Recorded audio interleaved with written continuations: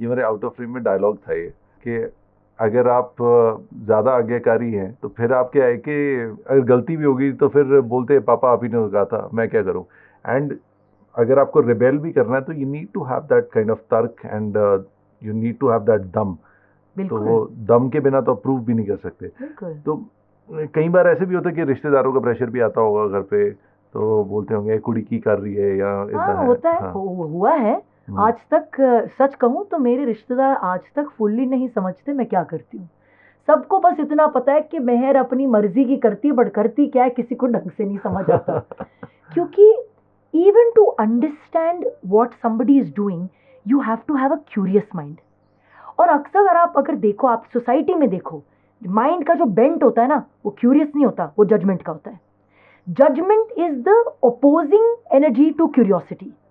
Curiosity कहती है बैठो बताओ जरा, क्या करते हो आप, आपका काम क्या है, क्यों करते हो, कैसे पहुंचे यहां तक। आज हम बैठे हैं साथ में क्यूरियोसिटी की वजह से बैठे हैं। हम्म। पर जब आप जजमेंट से चलते हो, आप अपने ही खुद की एवोल्यूशन की जर्नी में अटकन ला रहे हो। क्योंकि आप खुद ही बढ़ना नहीं चाह रहे हो, आपने पहले से ही डिसाइड कर लिया कि कोई चीज कैसी है। हाँ, वो एक प्री कंसीव नोशन बना के, वो एक्चुअली कन्वीनियंट होता है। बिल्कुल। बट अदर कहीं ना कहीं आप डीप विद इन आपकी कॉन्शियस को पता होता है कि आप खुद को बेवकूफ़ बना रहे हो। बिल्कुल। जो आपने एक बात बोली कि you have been ahead of time और rebel with a cause but with no pause.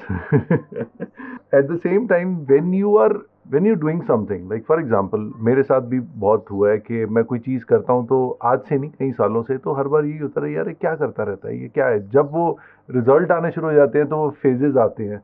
सबसे पहले तो वो आपको एक तिरस्कार वाली नज़रों से देखेंगे, फिर सलाह देंगे, फिर थोड़ा सा अच्छा होगा तो जेलस होंगे, फिर और अच्छे हो जाओगे तो इंस्पायर होंगे। तो वो जो स्टेजेस होती हैं।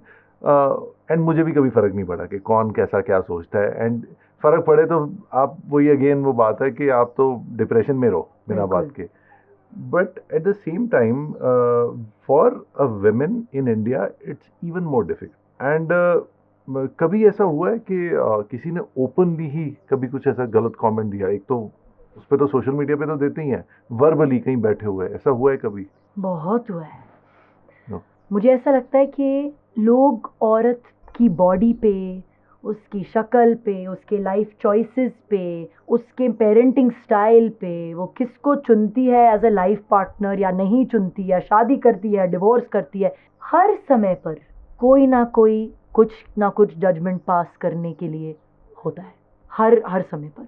अब चाहे वो आपको फिजिकली बोलें, चाहे वो आपको ऑनलाइन बोलें। So there have been so many situations, and I think I've dealt with every situation differently.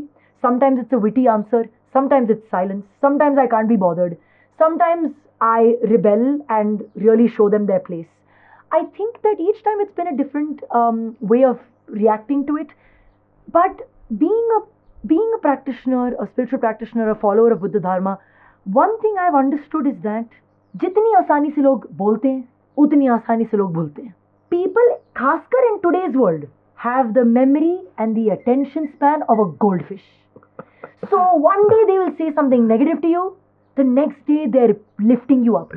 And because I've seen this happen so many times, I feel like more than mastering dance or movement or embodiment, I have mastered the art of not giving a damn. सच कहूं तो मेरे को अगर actually पैसे देने ना किसी को, मैं उनको सिखा सकती हूँ the art of not giving a dam. This should really be my career.